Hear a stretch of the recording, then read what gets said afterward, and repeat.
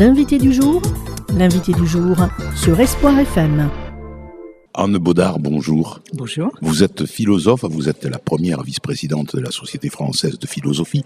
Vous avez publié un ouvrage au titre qui est un petit peu surprenant, Socrate et Jésus. Parmi une vingtaine. Parmi une vingtaine. Et puis, on est ici aux rencontres Michel Serres, la religion et Michel Serres. Oui. Alors, Michel Serres, quand on le croisait, il parlait peu de religion quand même. Oui, alors ça commence extrêmement bien comme question. C'est que chez Michel Serres, la religion est une question de lien. Il joue sur l'origine étymologique du mot, religare, relier, ou reléguer, relire, recueillir, embrasser, etc. Donc religion chez Michel Serres, comme l'a terminé tout à l'heure la conférence de Benoît Chantre, consiste à relier ce qui d'habitude est séparé. Voilà. Donc c'est pas la religion au sens institutionnel, c'est pas la religion au sens courant, je dirais, où on l'entend. C'est vraiment une ouverture d'esprit qui consiste à mettre ensemble ce qui d'habitude ne va pas ensemble. Le doux et le dur, la guerre et la paix, les sciences dures, les sciences molles. Toute l'œuvre de Michel Serres est une œuvre de mise en relation. Et à la fin de sa vie, et plus il allait, c'est vrai qu'il parlait en termes de religion, c'est-à-dire de lien, de reliure universelle. Dieu, qu'est-ce que c'est pour Michel Serres? C'est le relieur universel. Voilà. Rassembler ce qui était pas, on pourrait dire un petit peu. C'est ça, tout à fait. Donc c'est un sens bien particulier qu'il convient de souligner, que je soulignerai dans la conférence que je dois faire, bien sûr, le 11 novembre. Et comment vous avez rencontré Michel Serres? J'étais son élève déjà, à l'école normale, et donc c'est très vieux, il y a très longtemps, dans les années 60, et nous avons été amis, amis au sens fort du terme, jusqu'à sa mort. Je l'ai vu 15 jours avant sa mort, et j'ai suivi toutes ses parutions, et je connais très bien sa famille également. Et quel genre de professeur était-il? Un professeur pas du tout classique, c'est-à-dire où il faisait même... il y avait une énorme empathie entre son public et lui, par la façon dont il enseignait, très à Genèse, avec son accent gascon, etc. Déjà qui mettait une vie dans les choses intellectuelles et abstraites. Et par ailleurs, il avait comme désir de rendre ceux qui l'écoutaient plus intelligents. Et ça marchait toujours. C'est vrai. On se trouvait 10 fois plus intelligent quand on l'avait écouté. Donc c'est un très grand prof, Michel Serres, avec toutes les qualités qu'il faut au prof, c'est-à-dire le côté orateur, c'est un très grand orateur, et un séducteur, et un manipulateur également au bon sens du terme, c'est-à-dire il savait capter l'attention, la diriger vers tel ou tel pôle, etc. C'est vrai que dans une de ces rencontres, il disait le professeur doit s'asperger de savoir et de sens, mettre une allumette et rentrer finalement devant ses élèves. Voilà. Et le professeur se consume devant ses élèves. Et il était mort après un cours. Il le disait. Oui, je suppose. C'était tellement donné que, oui.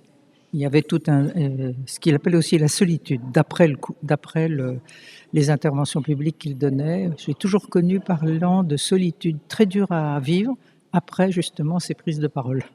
Qu'est-ce qui vous a plu, vous, dans cette œuvre de Michel Serres? Tout, parce que vous avez été son élève, certes, mais il y a peut-être des morceaux, des pans de son œuvre qui vous attirent davantage. Bien sûr. M'attire davantage toute sa réflexion sur, je dirais, anthropologique, sur la nature de l'homme, sur individuel et collectif, sur les questions éthiques. C'est un grand prof d'éthique, finalement, Michel Serres. C'est vrai. Sur une façon politique de voir les choses en un sens qui était tout à fait cérésien. Moi, je dis cérésien, je dis pas sérien. Qui est là aussi de voir ce que les autres ne voient pas dans les relations entre les humains. Michel Serres, c'était une personnalité avant tout, je dirais, qui avait un talent propre, qui était de mettre une marque personnelle dans tout ce qu'il faisait et disait, mais pas au sens du gourou. Pas au sens du gourou, Mais il ne récitait rien. On n'avait jamais l'impression que c'était du récité, du conforme à ce qu'il faut dire. Toujours un créatif. C'est le côté créateur de Michel Serres qui m'a peut-être le plus marqué pour répondre à votre question. Béatrice Uria-Monzon, qui est une grande cantatrice et qui a d'ailleurs travaillé beaucoup avec Michel Serres, le disait même, ce qui est surprenant, c'est qu'on a l'impression qu'il sait tout.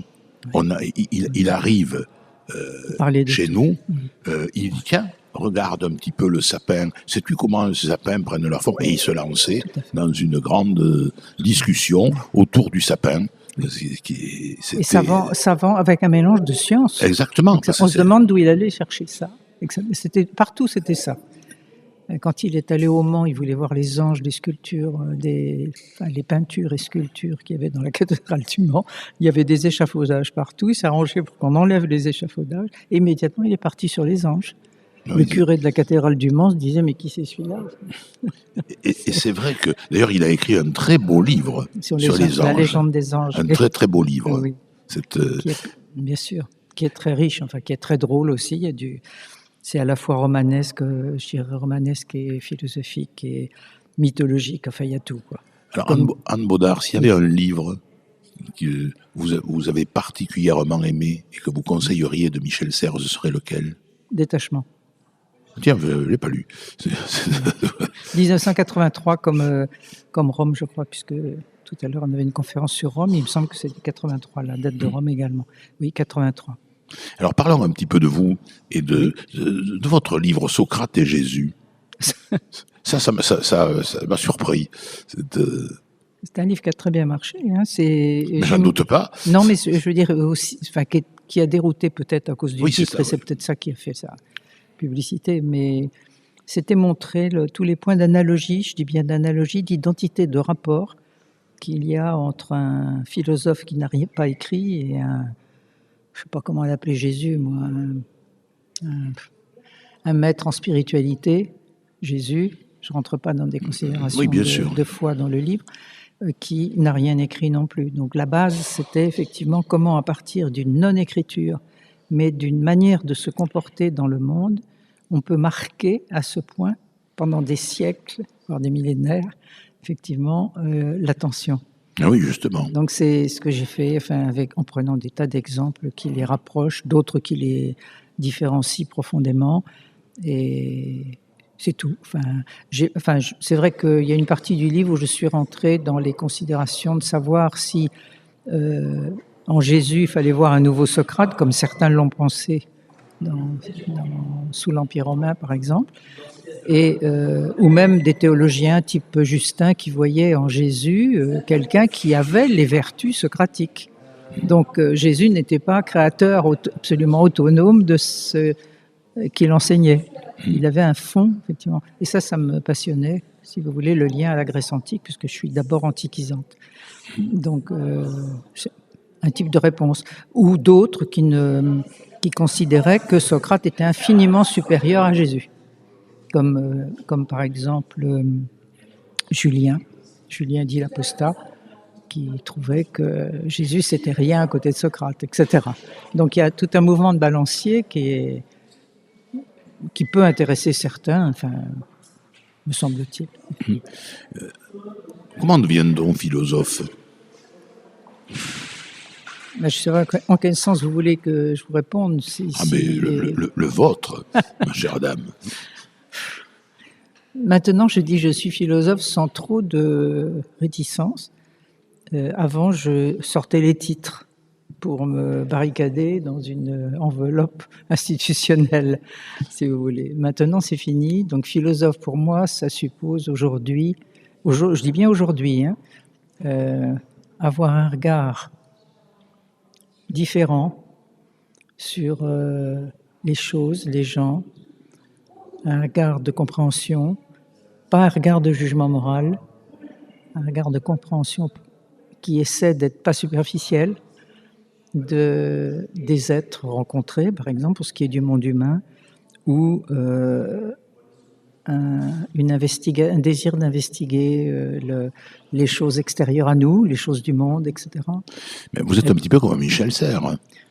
Je suis marqué par, oui. Oui, marqué par, parce que c'est vrai que je me souviens de la conférence qu'il donne à Villeneuve-sur-Lot, et avant la conférence, il demande à être dirigé dans les rues de Villeneuve, qui lui rappelle plein de souvenirs, et donc il dit, tiens, là habitait telle personne. Et on peut rentrer, on peut voir, il allait saluer les gens qu'il avait connus dans le temps. C'est pas une posture dominante, vous voyez, être philosophe. Ni chez lui, ni chez moi. Enfin, je me prends pas du tout pour Michel Serres. Hein. Mais il y a quelque chose de commun dans la démarche. C'est pas une posture dominante. Voilà. Alors, on peut répondre institutionnellement par l'itinéraire des diplômes, des machins, ce qui ne faisait pas, ni moi non plus. Voilà. Oui, c'est vrai que donc... faisait plus, en tout cas. Il ne faisait plus. C'est vrai que Michel Serres, au départ, a été beaucoup plus connu, pratiquement aux États-Unis, qu'il ne l'était en France. Je dirais que c'est toujours vrai, moi. Moi, j'appartiens à une université, à l'université, à une société savante, la Société française de philosophie, qui trouve que Michel Serres, parce qu'il est, n'est pas tout à fait philosophe au sens académique. Ah ben oui, c'est vrai. Voilà. Vous voyez ? Donc il y a une discussion en France qu'il n'y a pas aux États-Unis du tout. On ne réagit jamais par académisme aux États-Unis. C'est en ce sens que vous avez raison.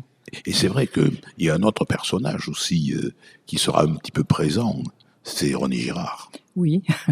Parce que quand on parle Michel Serres aussi, comment ne pas évoquer la mémoire de ce grand penseur qui était René Girard, pratiquement inconnu en France. Pratiquement inconnu en France et que Michel a contribué. Oui. Ah oui, tout à fait. Tout à fait, à faire connaître, à faire élire. À faire élire à l'Académie française. Exactement, oui. Mais pour moi, Girard n'est pas un philosophe. Ah bon ? Moi, j'aurais tendance à dire non, mais Benoît Chantre serait choqué par... Mais c'est pas... il est plus anthropologue. Ah oui, là, on est d'accord, c'est vrai. C'est en ce sens-là, alors que je ne doute pas de la qualité philosophique de Michel Serres. Vous l'avez rencontré, René Girard ? Non. Donc, non, je l'ai connu par Michel Serres, moi. C'est tout. Non, je ne le connais pas. Humblement, je vous dis, je ne suis pas une spécialiste de René Girard. Je l'ai lu, j'ai lu La violence et le sacré, j'ai lu ses livres. Mais je ne suis pas... je vous en parlerai mal parce que je le connais moins bien que Michel Serres. Merci en tout cas, je vous en prie, Anne Baudard, d'avoir été avec nous. Je rappelle le titre des deux ouvrages, Socrate et Jésus aux éditions Le Pommier, et puis La religion et Michel Serres. Michel Serres. Merci beaucoup. Merci à vous aussi de m'avoir invité à parler. C'était l'invité du jour sur Espoir FM.